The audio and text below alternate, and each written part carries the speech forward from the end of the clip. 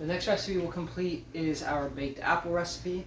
I went ahead and cored the apple just using a paring knife and then submerging it in liquid so that way it wouldn't brown out in the middle. I also went ahead and steeped raisins. I did so actually using the kettle I use for my coffee, which is back there. I don't know if you see it, but I did that. Here's our orange zest, our brown sugar, and then our container that already has the water that we will be using. So in order to do this, we have to add our lemon zest, not lemon, our orange zest.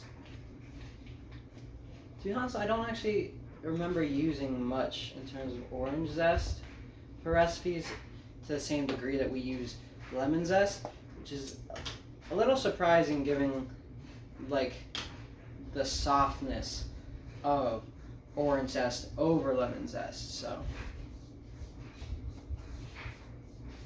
maybe I'll find more ways that we can use that throughout the end of this semester.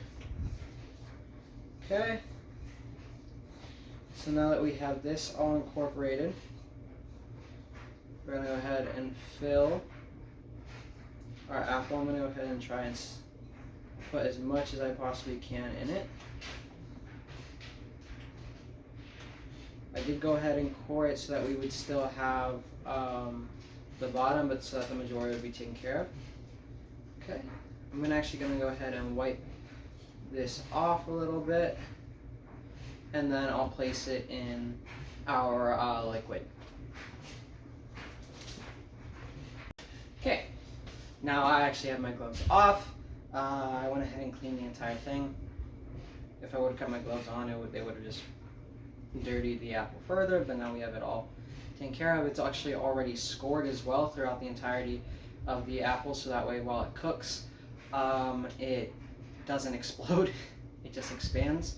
And now we have our container, which you can see it has the water in it, and our oven has already been preheated to 375. We're going to pop that in for about 15 minutes, then reduce the temperature, and then monitor it for about 45 to an hour in terms of our cook times until it's tender.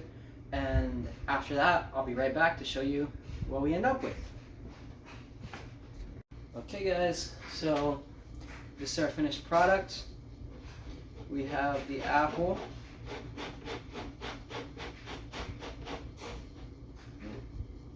And a closer look. Here you are. So it is very tender.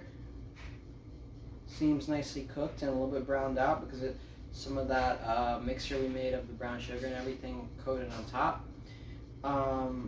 That being said, when I scored it, I scored just one of those scores a little too far, and it split part of the apple in the back. But that being said, it still has its structural integrity, so it's not really that messed up. That being said as well, the smell that came off this thing when I took it out of the oven was so nice. It smells kind of just like apple pie, obviously, but with like different, more acidic notes, which I'm sure are coming from like the raisins and maybe the citrusy notes coming off of the orange zest. That being said, I'm excited to try this, but this is the baked apple recipe.